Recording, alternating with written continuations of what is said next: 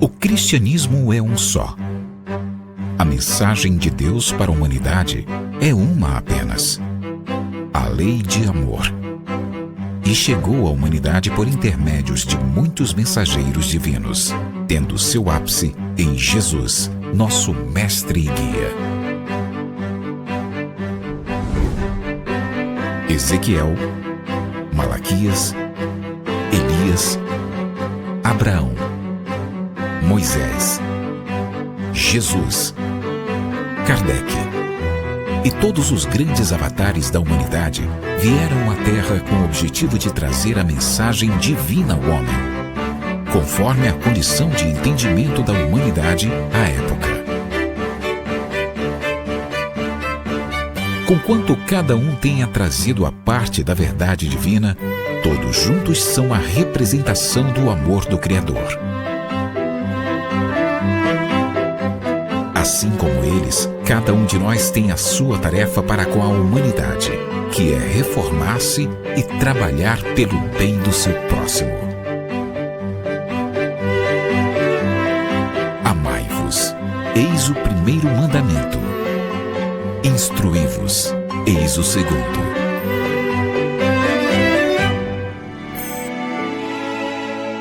Conhecendo o Espiritismo. Centro Espírita Online Casa de Jesus, a morada de todos os corações.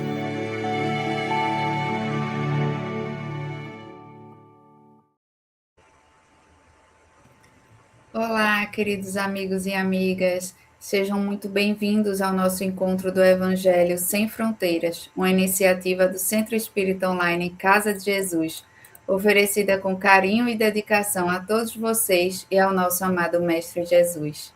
E é com muita alegria que hoje nos reunimos aqui, unidos pelo amor e pela vontade sincera de compreender e sentir, e viver o Evangelho com mais profundidade. Que este momento, então, possa nos envolver em muita paz, iluminando nossos pensamentos e serenando os nossos corações. Hoje, iremos refletir sobre um tema muito especial, que vossa mão esquerda não saiba o que dá à direita, com a presença querida do nosso amigo Marcos, que compartilhará suas reflexões sobre este tema.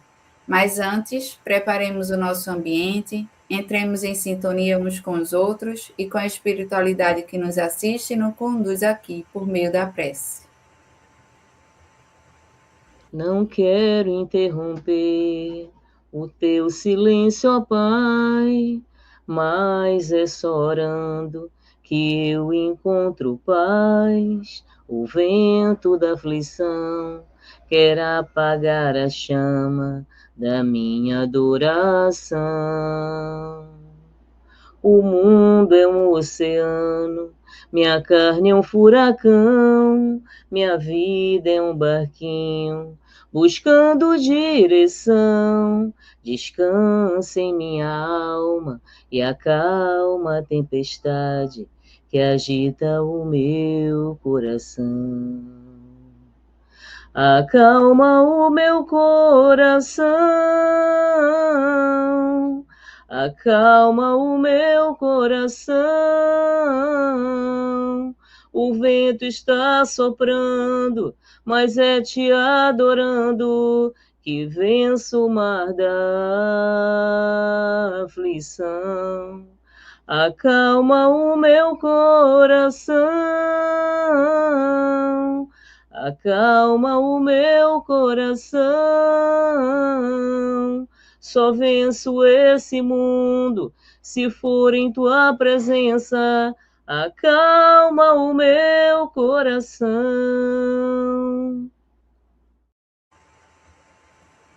Marcos é nascido no interior paulista e foi para Miami em 2004 por uma oportunidade profissional. É economista e administrador de empresas formado pela Unicamp. Ele trabalha com gestão de qualidade, é escritor, tem 3 livros publicados, mas não são espíritas, tá, gente? E trabalha no Bezerra de Menezes, lá em Miami, no curso da família, no fluidoterapia, na leitura de interpretação do Evangelho e também evangelizador dos adolescentes. Marcos. Olá. Obrigada por aceitar nosso convite, Marcos. Eu que agradeço essa oportunidade. Satisfação que a gente vai te ouvir agora, tá? Muito feliz de estar aqui, obrigado pela oportunidade, é um imenso prazer, realmente. Vamos lá. E hoje nós vamos falar de um tema muito interessante, né? Que é a questão da caridade. Nós temos, né, como lema, nós espíritas, que sem a caridade não há salvação. Mas o que realmente é a caridade? Como é que ela pode se caracterizar como verdadeira caridade? Né? São algumas coisas que nós vamos discorrer. Hoje nós estamos contemplando o capítulo 13 do Evangelho segundo o Espiritismo. Né? Não deixe a sua mão esquerda saber o que faz a sua mão direita. Então nós vamos abordar alguns temas, mas eu gostaria de começar essa conversa com vocês caracterizando um pouco a caridade. Né? E para isso nós vamos usar duas referências. A primeira referência que eu acho que é necessária quando nós estivermos falando sobre a caridade é a carta de São Paulo aos Coríntios, né? A famosa carta. Entendendo, contextualizando um pouco essa carta, né? Essa comunidade de Corinto que Paulo tinha fundado, né? Ele já estava em outro local, chega a ele a informação de que essa comunidade estava se desviando, perdendo um pouco o seu caminho, né? Estavam discutindo aí sobre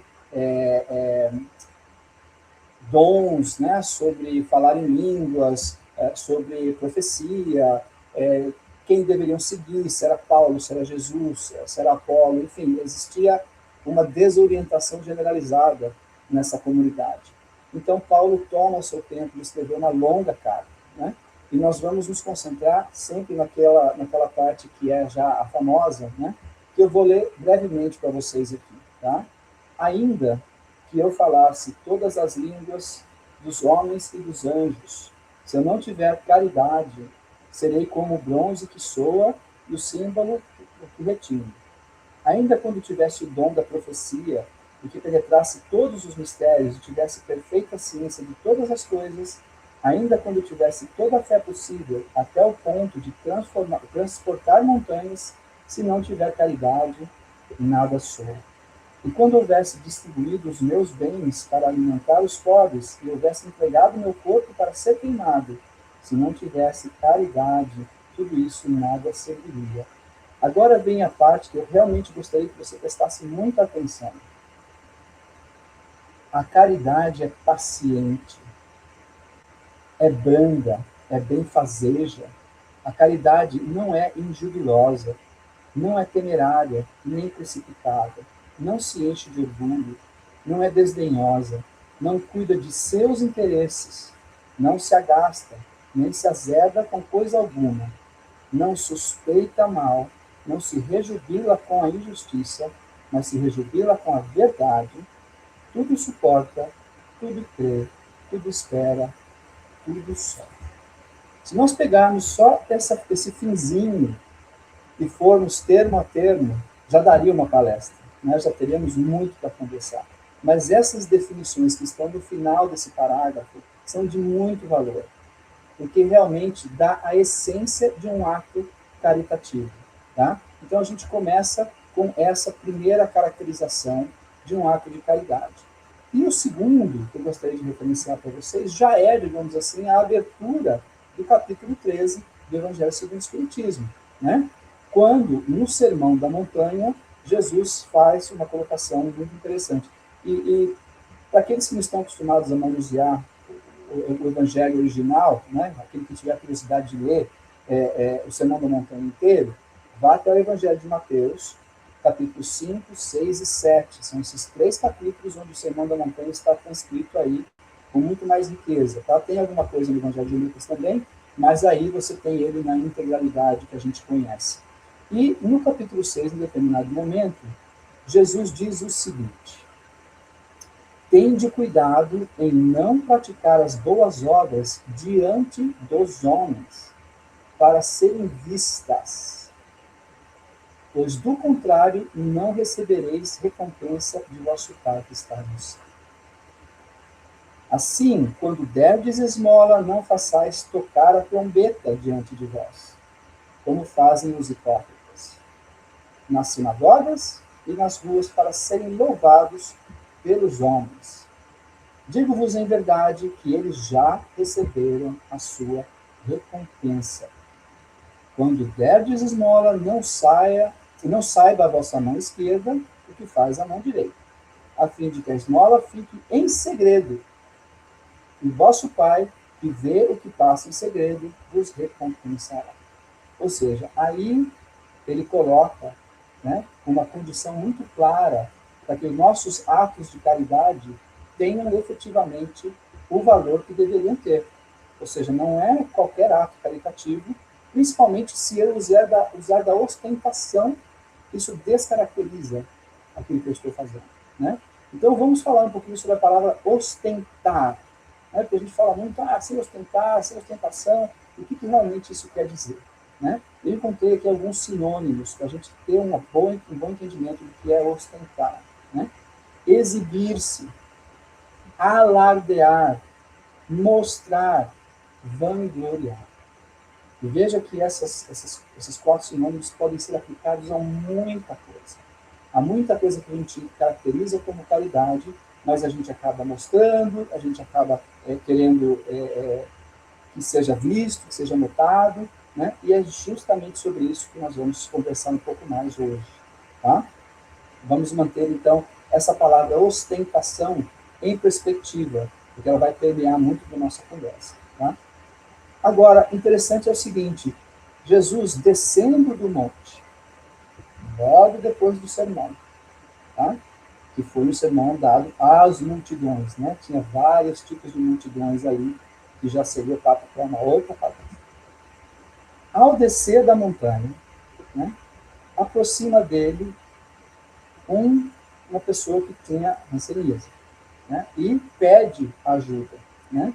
Ele diz, Senhor, se quiseres, poderás curar-me. E Jesus, compadecido, né, com a compaixão de sempre, ele diz, eu quero, esteja curado. Mas aí ele faz uma advertência. Né? Ele pede para essa pessoa que é curada, né, abstém-se de falar disto a quem quer que seja. Ou seja, está alinhado com o que ele acabou de falar. Né? Isso está em Mateus 8, ou seja, já o primeiro capítulo, logo depois do Sermão da Montanha. Tá? Então, abstém de falar para quem quer que seja. Mas aí tem uma coisa muito interessante.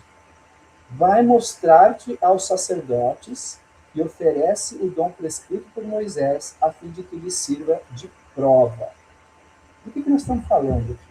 Né? E aí que a gente tem que aprofundar um pouquinho para entender o que Jesus está dizendo.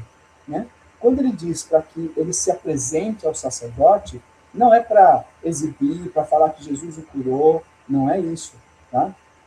Esse dom prescrito por Moisés era um ritual de purificação que está descrito no Levítico 14, 1 a 32. Tá? O que ele diz em resumo? Que a pessoa curada, a pessoa que acabava sendo curada de alguma doença que o afastava da sociedade, como era a questão da hanseníase, né, tinha que passar pelo sacerdote, se apresentar para o sacerdote, tá? E ele tinha que fazer um ritual de purificação. Ele tinha que ofertar 2 pássaros, né, são as leis judaicas antigas. Um pássaro era sacrificado, eles tinham muito hábito de sacrificar animais, a gente já sabe, né? E o outro pássaro era libertado, dando, digamos assim, simbolizando purificação e liberdade. Tá? Então, e a pessoa tinha que lavar as roupas, tinha que fazer a barba, tinha que tomar banho, e ficar cerimonialmente limpa. Tá? E ele tinha que, no 8º dia, fazer sacrifícios no templo ou no tabernáculo, dependendo do que tivesse. Né? Então, esse processo todo, né, esse mecanismo todo, reafirmava a cura da pessoa e ele voltava a ser aceito na comunidade, ele voltava a ser aceito na sinagoga, no templo, no culto, onde fosse. Então, aqui Jesus dá, de novo, um grande conhecimento, um exemplo de conhecimento das leis da época. Ele era profundo conhecedor das leis, por isso que ele podia conversar com os senhores da lei, né, com os fariseus, com os saduceus, no mesmo nível, porque ele tinha um profundo conhecimento. Então, aqui, não é um pedido para que ele vá se exibir para os sacerdotes. Não, é o que ele tem que fazer para ser reinserido na sociedade. Tá? Então, começamos, então, o nosso papo com esses exemplos, né, de orientações do que realmente representa uma caridade sem ostentação. E aí nós vamos, então, né, na sequência do capítulo 13, com os comentários de Kardec, que adicionam bastante para o nosso entendimento. Né? A primeira coisa que ele fala, que eu acho bastante interessante ressaltar, é que a caridade ou o bem feito sem ostentação tem um grande mérito, né, meritoso. E esconder a mão, ou seja, se der em silêncio, se der de uma maneira que não precise ser, né, alardeado, é mais meritório ainda. Tá? Mostra muita elevação moral. Isso nos faz, né, refletir bastante. Ou seja, por que às vezes eu preciso fazer as coisas e ser notado? Por que eu preciso que seja visto? Né? É um orgulho pessoal, é uma autoafirmação pessoal, eu preciso ser aceito pelo meu grupo. Qual é a coisa que eu estou buscando nessa aceitação, nessa visibilidade do ato que eu fiz? Né? Vamos pensar sobre isso, vamos tentar entender o que nos motiva para fazer isso, é muito importante. Tá? A outra coisa que ele fala é se a gente consegue renunciar a satisfação de ter testemunhas daquilo que a gente faz, né? Eu estou, na verdade, até acima da humanidade, acima daquilo que é humano. Ou seja, ele está dizendo, é humano eu buscar essa visibilidade. Mas vamos entender por quê e vamos tentar superar isso, né? E renunciar a essa satisfação.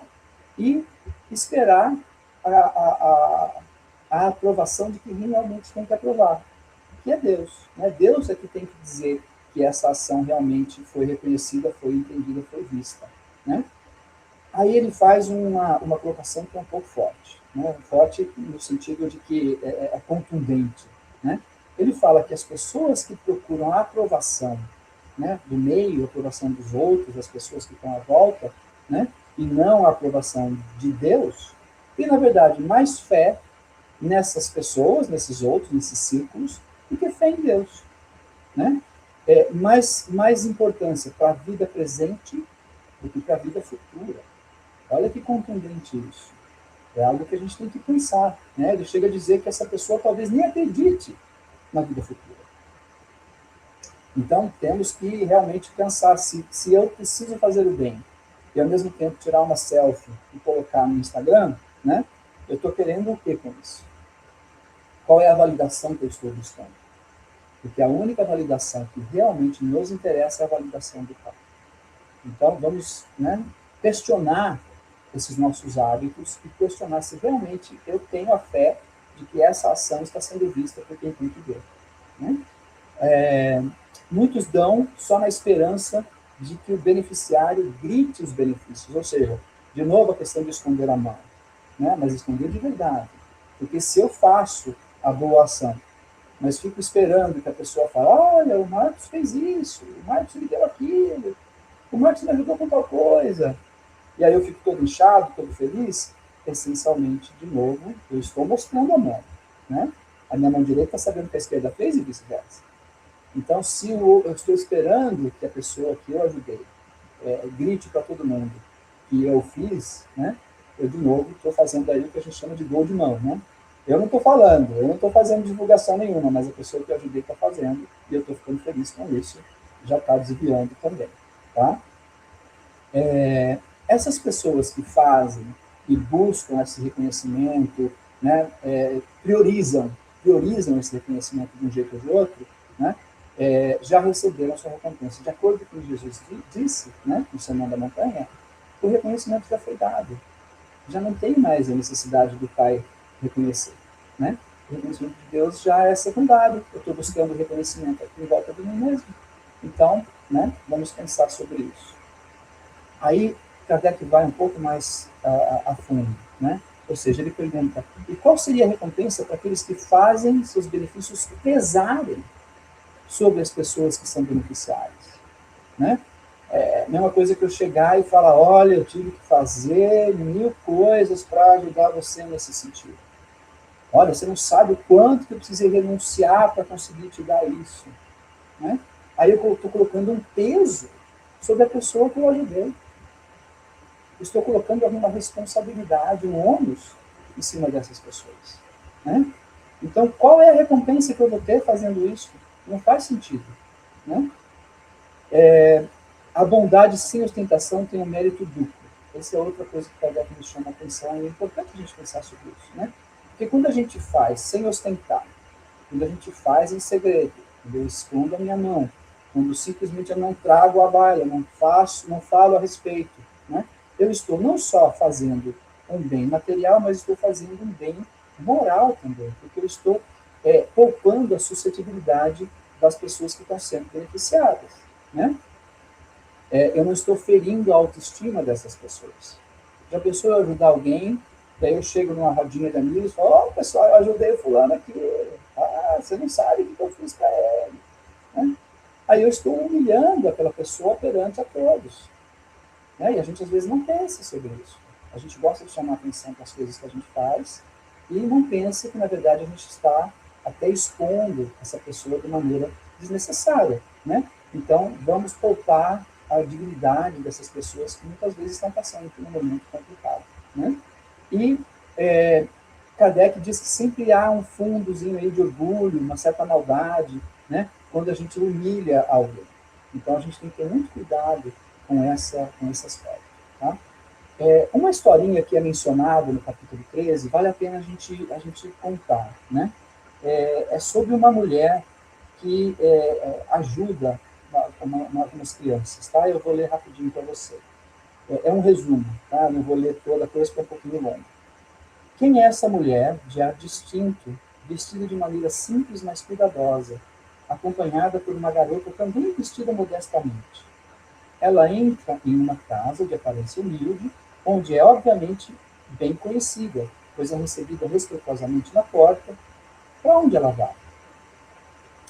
Graças a essa mulher, essas pobres crianças não sentirão nem frio nem fome.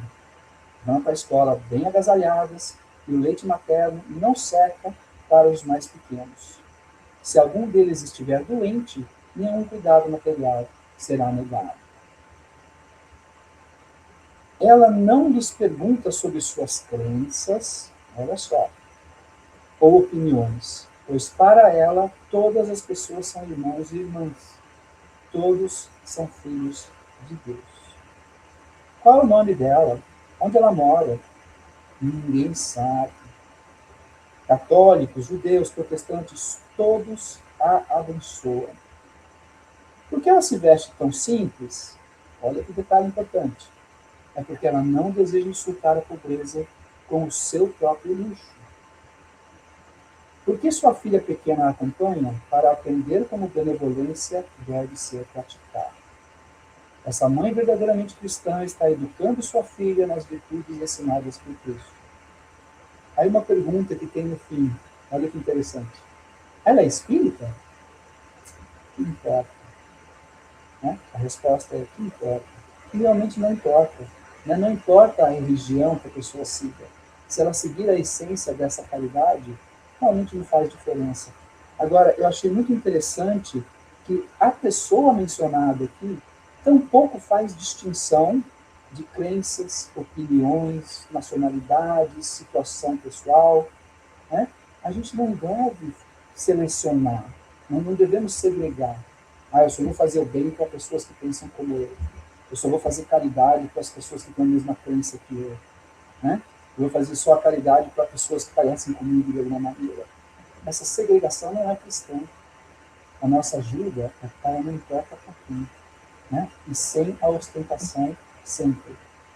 Agora, qual é o único exemplo, né? Qual é a única situação em que a gente deve mostrar o que nós estamos fazendo?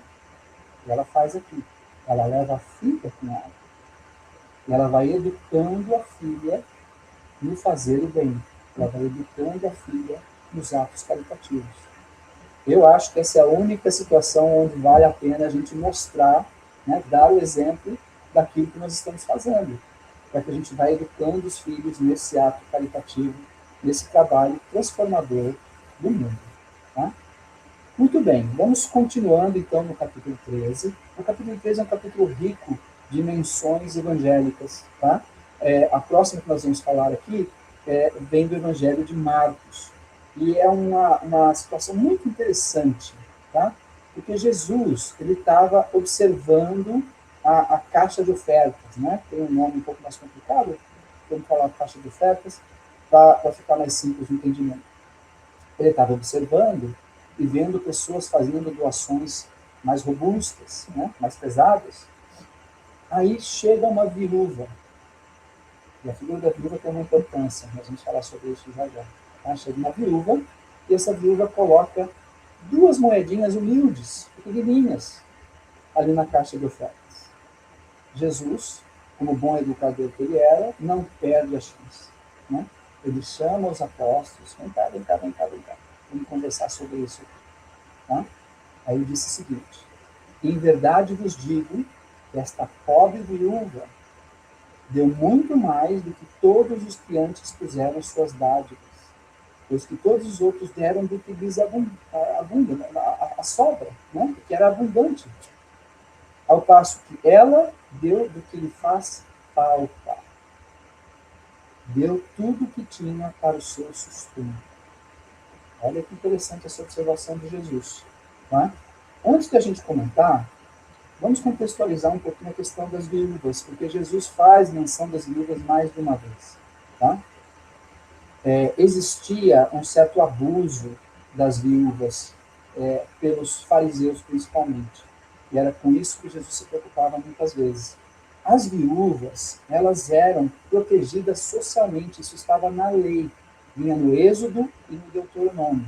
Existiam leis para a proteção das viúvas. Tá? Então, quando Jesus via algumas viúvas sendo, digamos assim, mal orientadas, né, ele não ficava muito feliz, não, porque isso para ele estava ferindo a lei. Né? Alguns exemplos, tá? Por exemplo, uma viúva que tinha uma boa situação financeira, mas não sabia administrar os bens, muitas vezes era um fariseu que ajudava, era um senhor da lei. Se ela tinha propriedades, a própria gestão dessas propriedades também era pelos senhores da lei. Eles eram obrigados a ajudar, só que nem todos eram, né, no caminho reto. Alguns abusavam, né, pediam muitas doações para que ele pudesse fazer esse cuidado, né, pediam parte dos benefícios conseguidos com as propriedades. Então, ele critica isso, né, e isso mostra a preocupação que ele tinha com a justiça social e com as pessoas mais vulneráveis, que era o caso da viúva. Então, ele não menciona a viúva à toa. Né? E é interessante que ele chama a atenção para o fato de que é muito mais caritativo, né, a pessoa dar daquilo que vai lhe fazer falta do que dar da abundância. Né? Ou seja, se eu tenho sobrando, se eu tenho um montão e eu não vou usar, eu vou falar, vou dar isso aqui. Então, né? Ou seja, não é que não tem valor, mas não tem o mesmo valor. E aí, vamos então aprofundar um pouquinho nessa conversa com o que nos traz Kardec. Né? E ele faz aqui um comentário que é muito interessante. E eu já vi muita gente fazer esse tipo de apologia ou de, né, declaração. Pessoas que gostariam de ser muito ricas para que elas pudessem doar mais. Né? Elas gostariam de ganhar na loteria para poder doar um pouco mais. Né? O que, na verdade, é bacana, né? A pessoa tem uma boa intenção aí de poder ajudar mais, poder fazer mais justiça social e tudo mais. Né? Mas aí, Kardec, como ele é muito exigente, né, na integridade daquilo que é feito, né, ele pergunta, será que essa pessoa poderia, sem dúvida, dizer que isso é desinteressado? Né? Essa pessoa que quer endinheirar um pouco mais, seja de um jeito ou de outro, para que ela possa doar mais, será que é totalmente desinteressada essa situação, né? esse estado de coisas? Ele diz assim, inicialmente essas pessoas estão fazendo primeiro bem para si mesmas. Né?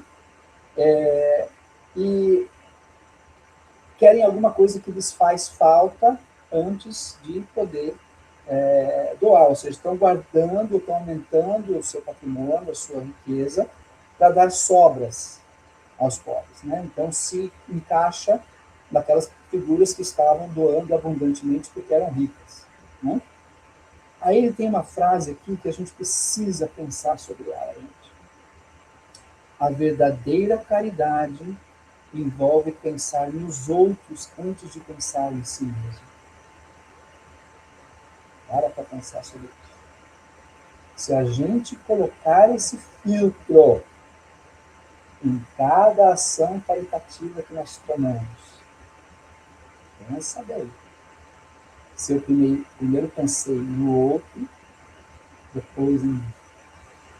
Se eu dividir alguma coisa, primeiro pensando no outro, depois em mim.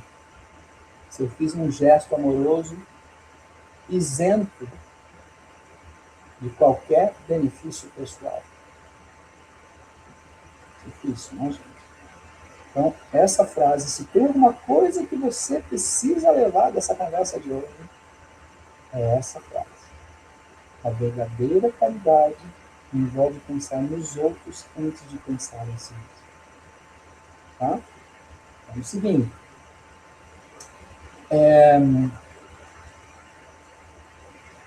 Aqueles cujas intenções são puras de qualquer interesse pessoal devem se consolar e devem pensar no peso dos pobres que dão, privando-se. Né? Ou seja, aqueles que dão, privando-se, tirando do próprio, né, tem um impacto muito grande. E tem um valor muito maior para Deus. Né? E se a gente não pode dar mais do que a gente dá agora, né, Kardec ressalta que é preciso aceitar esse fato, né, e fazer o que é possível. Só ao mesmo tempo, ele nos cutuca, dizendo assim, que nós temos que usar as nossas capacidades, a nossa inteligência, né, a nossa criatividade, para encontrar maneiras de exercer a caridade. E aí ele fala uma coisa que é interessante. Ó. Não há ninguém que, aproveitando plenamente as suas faculdades, não possa prestar algum tipo de serviço. Então, mesmo que você esteja com o bolso furado nesse momento, né?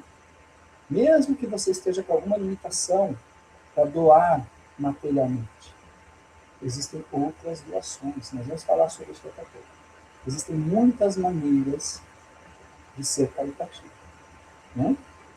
Ele menciona aqui, ó, consolar, mitigar sofrimento físico ou mental, né? Fazer algo útil para o próximo. São alguns exemplos que ele deu, nós vamos falar um pouco mais sobre isso daqui a pouco. Tá? Vamos em frente. Mais uma passagem evangélica muito interessante mencionada aqui. Né? E nós vamos dar uma lidinha num texto pequeno, mas vamos contextualizar primeiro. Existiu um momento aqui em que Jesus é convidado para um grande jantar na casa de um fariseu. Né? Essa é a mesma cena, essa mesma situação em que Jesus fala sobre o lugar na mesa. Né? Naquela época, existia um código social, digamos assim, nesses eventos, de que a pessoa que sentasse mais próximo do anfitrião eram as pessoas mais importantes. Né? Então Jesus deu aquela orientação do tipo, olha, seja humilde, senta lá no fundão, e se alguém quiser você mais perto, né, ele vai te chamar, não pega o lugar lá na frente, porque de repente você vai passar vergonha. Né? Ou seja, sejamos humildes. Mas ele segue falando. Né? E nessa mesma conversa, nesse mesmo momento, que está no Evangelho de Lucas, capítulo 14, tá?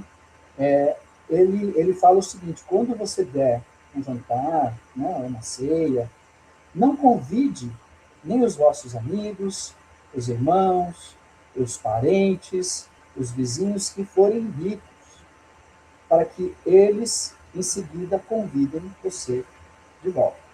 Né? Quando derdes um banquete, convide para ele os pobres, os expropriados, os coxos, os cegos, e sereis abençoados por não terem eles meios de retribuir, pois isso será retribuído na ressurreição dos justos. Então vamos lá. Ou seja, mais um exemplo, né, de estou eu isento realmente daquilo que eu estou fazendo ou não, né? Se eu dou esse banquete, e a palavra banquete vai ter um significado que a gente vai discutir, se eu dou esse banquete, mas eu só escolho as pessoas que eu vou convidar, esperando retribuição, eu já não estou sendo caritativo tampouco, né? Eu não estou sendo desinteressado. Agora, a orientação de Jesus vai mais além, né? Que nós possamos dar esse banquete para as pessoas que estão em algum tipo de necessidade, né? E aí vem, então, a discussão da palavra banquete, né? O banquete é uma linguagem simbólica. Na verdade, o que Jesus está querendo dizer aí é qualquer abundância, qualquer competência que você tenha, qualquer qualidade, qualquer coisa que esteja sobrando na sua vida, pode e deve ser compartido com aqueles que mais precisam, né? Não precisa ser um jantar, uma ceia, um banquete repetidamente, né? E é interessante que, né, ele diz o seguinte, a base desse pensamento está justamente naquele momento que ele diz, você será abençoado porque eles não têm meios de retribuir. Ou seja, não existe uma retribuição, não existe nem a expectativa, nem a possibilidade de uma retribuição. Eu faço de maneira desinteressada. Eu faço realmente para acolher, para alimentar, para demonstrar amor. Abençoado porque não se deve fazer o bem pensando em recompensa, mas pelo prazer de fazer. Aí ele diz assim, né, muitas pessoas convidam para suas mesas apenas aqueles que podem fazer a honra de convidá-los de volta, porém outros, né, por outro lado, encontram satisfação em convidar parentes, amigos menos favorecidos, né? E aí ele faz uma última ressalva. Eles praticam o princípio de Jesus se fizerem por benevolência, sem aquela palavrinha que a gente já falou várias vezes hoje, sem a ostentação. Tá? Sem a ostentação. Com isso a gente termina a parte das menções evangélicas, e eu trouxe mais duas contribuições das instruções dos Espíritos que eu acho que vale a pena a gente contemplar rapidamente. Tá? Primeiro, a irmã Rosalia. A irmã Rosalia, ela faleceu em 1856. Tá? Ela organizou muitas atividades que cuidavam dos pobres nas favelas de Paris. Paris passava por um momento complicado naquela época de Kardec. Tá? E assistiu o filme Kardec viu isso. Né? Era uma situação de muita pobreza. E ela foi beatificada em 2003. Tá? Essa é uma informação sobre ela. Ela diz o seguinte, toda religião, toda moral possível está contida nesses dois preceitos. Amemo-nos uns aos outros e façamos aos outros o que gostaríamos que fizessem conosco. Né? Eu sempre gosto de mencionar que essa lei do façamos aos outros o que gostaríamos que fizessem conosco tem o lado, não exatamente negativo, né? Mas o contrário, que é não fazer aos outros o que nós não gostaríamos que fizessem para nós. Tem os dois lados, né? Fazer aos outros o que gostaríamos que fizessem para nós e não fazer aos outros o que nós não gostaríamos que fizessem. Tá? E ela diz que toda a moral está contida aí. Né? E essa lei de ouro, né, que a gente chama de fazer aos outros o que gostaríamos que fizessem conosco, digamos assim, o lado prático de amar o próximo como amamos a nós mesmos. Né? Quando nós nos amamos, nós queremos nos proteger de uma situação, ou não queremos que algo se passe, ou queremos algo para nós. Se nós fizermos a mesma coisa para o próximo, nós estamos amando o próximo como amamos a nós mesmos. Né? Esse é um lembrete importante que ela faz. Aí ela traz uma outra coisa aqui. Lembra quando nós lemos um pouco atrás aí que aquela senhora não fazia escolha de quem ela ajudava, ela não rejeitava ninguém, né? Aí ela fala o seguinte, aquele sujeito que você rejeita, tá? Pode ter sido um pai, um irmão, um amigo, numa encarnação anterior. Né? Sempre pense nisso antes de rejeitar. Então, se você tem algum filtro, né, para ajudar alguém, lembre-se que essa pessoa que você está filtrando pode ter sido uma pessoa muito querida sua numa encarnação anterior. Ela expressa uma coisa interessante também, né? No plano espiritual, ela encontrou muitas pessoas que ela ajudou e ela sentiu prazer com isso, sentiu felicidade de encontrar essas pessoas e ser reconhecido por essas pessoas. Olha que bacana, olha que pensamento interessante. Imagine se a gente pudesse chegar no plano espiritual e ser reconhecido por pessoas que nós ajudamos. Muito bacana, né? Eu acho muito legal essa menção que ela faz.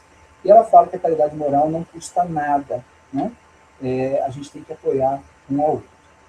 O outro espírito que eu trago, né, da contribuição no capítulo 13 é o espírito protetor. Ele faz uma colocação que eu acho muito pertinente, me ajuda muito nesse sentido. Ele diz que a caridade pode ser praticada de muitas maneiras. Ele menciona 3 segmentos diferentes: em pensamento, em palavra e em ação. Vamos falar de cada uma delas, né? Se a gente fala de pensamento, do que nós estamos realmente falando? Nós estamos falando de oração, nós estamos falando sobre vibrações positivas para as pessoas, né? Então, através do pensamento, eu posso fazer caridade. Se está fora do meu alcance ajudar uma pessoa, né? Às vezes a gente passa na rua de carro, numa avenida movimentada, e a gente vê uma pessoa no chão ali, e a gente não tem como ajudar, não tem nada na mão, não tem dinheiro. A gente pode, pelo menos, fazer uma oração, né? Se a gente vê uma ambulância passando, eu não posso fazer nada naquele momento, mas eu posso mandar um bom pensamento para aquela pessoa que pode estar dentro daquela ambulância numa situação complicada, né? Então, tem muitas maneiras que a gente pode usar o pensamento como um meio, um caminho para o exercício da caridade. Em palavras, né? Ou seja, a maneira como eu me comunico com as pessoas, a maneira amorosa com que eu falo. As palavras têm muito poder, gente. É vibração pura e simples, né? Então eu posso ser caritativo até no jeito de eu falar com alguém, na maneira que eu consolo alguém, de um elogio, de uma palavra amiga. Então eu posso ser muito caritativo com as minhas palavras, na maneira como eu me comunico. E, finalmente, em diferentes maneiras de agir, né, nos atos que eu posso cometer, né? Então, eu vou dar alguns exemplos. A gente já falou da doação financeira, então a gente pode passar por essa. Mas quando eu dou o meu tempo para alguém, quando eu sou paciente com alguém, né? Muitas vezes eu tenho uma pessoa enferma na família que está me contando a mesma história pela 10ª vez. É um ato caritativo eu escutar com amor, com atenção, fazer de conta que é a primeira vez que eu estou escutando, né? Quando eu dou o meu tempo para uma pessoa que precisa conversar, quando eu dou o meu ouvido amigo, né? Isso tudo também é caridade. Assistência numa situação de desastre. Aqui na Flórida a gente às vezes tem furacão, às vezes a gente tem pessoas que ficam desabrigadas. A gente pode exercer a caridade também numa situação como essa, né? A doação de sangue, doação de órgãos, são coisas que a gente nem sabe, às vezes, quem está se beneficiando disso, né? Então, essa é outra maneira de fazer a caridade. Compartilhar conhecimento, isso é uma abundância, gente. Quando a gente sabe muito de algum assunto, né, a gente pode ser caritativo compartilhando conhecimento com as pessoas que estão à nossa volta. Ter uma atitude de preservação da natureza, cuidando da natureza, né, para que as outras gerações tenham um planeta tão bonito como o nosso. Trabalho missionário, muitas vezes as pessoas vão para a África, vão para outros lugares fazer trabalho missionário totalmente desinteressado, né? O que mais? Vamos falar de algumas ações aqui que a gente pode cometer com estranhos, né? A maneira como a gente pode segurar a porta para uma pessoa passar, uma retribuição, ser gentil no trânsito, gente. Olha só uma maneira desinteressada de ser caritativa, porque a pessoa que está no outro carro não sabe que eu sou. Mas se eu dou passagem, se eu sou gentil, eu começo a mudar o meu meio através das minhas ações caritativas, sem qualquer interesse pessoal. Com amigos, com a família, né? Com o tempo que uma pessoa pode precisar dentro de casa, com uma ajuda que alguém pode precisar dentro de casa, no trabalho, na escola, em todo o meu ambiente, eu posso estar ajudando alguém, né? Que mais? Atos aleatórios de bondade, sempre que eu cruzo com alguém, com um caixa de supermercado, com o motorista do Uber, com todas as pessoas que cruzam o meu caminho, eu posso ter uma atitude caritativa. E a última que eu vou mencionar, gente, antes de a gente começar a fechar, é a gentileza ou atitude caritativa online. Lembrem que você é um cidadão cibernético também. Então, o que você faz na vida fora das redes sociais tem que ser congruente com o que você faz nas mídias sociais. Poste coisas positivas, poste coisas de amor, poste coisas que sejam inspiradoras para outras pessoas. Né? Foi mencionado no começo aí que meus livros não são espíritas, eles não são espíritas, mas eles são de viés inspiracional, ou seja, estão inspirando pessoas a serem melhores em suas vidas. Tá? É essa atitude que a gente deve buscar online também. Não só nas nossas respostas, nas nossas reações, nas nossas brigas, nos nossos desentendimentos. E como eu estou como cidadão online? Eu tenho que pensar nisso. Tá? E ser qualitativo também nesse meio. Para fechar, gente, eu peguei aqui uma frase dita pelo Jimmy Carter, tá? Que exprime bem essa intensidade que a gente tem que ter numa atitude caritativa. Eu só fiz uma adulteração, assim, pequenininha, que eu espero que ele me perdoe. Tá? Começa a frase dizendo: tenho uma vida e uma chance. Eu mudei ela. Eu digo: tenho uma encarnação e a chance de fazê-la valer alguma coisa. Sou livre para escolher tal coisa e eu escolhi a minha fé. Aí vem a parte forte. A minha fé, isso se aplica a nós, tá? A minha fé exige que eu faça tudo que eu puder, onde puder, sempre que puder, pelo máximo de tempo que puder, com o que eu tiver à disposição para fazer a diferença. Olha de novo. A minha fé exige que eu faça tudo o que eu puder, onde puder, sempre que puder, pelo máximo de tempo que puder, com o que eu tiver para fazer a diferença. Eu deixo esse pensamento de Jimmy Carter com você, para a gente fechar essa sessão de hoje, e espero que tenha sido de bom proveito para todos. Agradeço muito mais uma vez a oportunidade e uma boa reflexão para todos. Tá bom? Ai, Marco, agradecemos a você de coração pela generosidade da sua presença aqui conosco, por essa reflexão tão importante, né, que você nos trouxe. Muito obrigada. Eu que agradeço. E nosso muito obrigado também a cada um de vocês que compartilharam desse momento de aprendizado e de fraternidade conosco. E agora, queridos amigos, queremos convidar vocês para o encerramento deste momento, elevando nossos pensamentos a Jesus por meio da prece.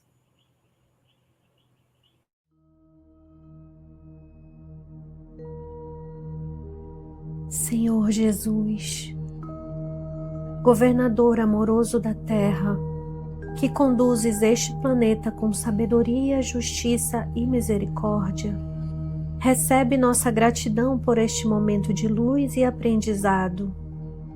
Que tuas palavras, semeadas hoje, não fiquem apenas na mente, mas desçam ao coração e se transformem em gestos, escolhas e atitudes de amor. Envolve, Mestre querido, cada lar que nos acompanhou, cada coração que escutou, cada alma que, mesmo cansada, abriu uma fresta para que a esperança entrasse. Que Maria Santíssima, Mãe de infinita ternura, cubra-nos com seu manto de paz,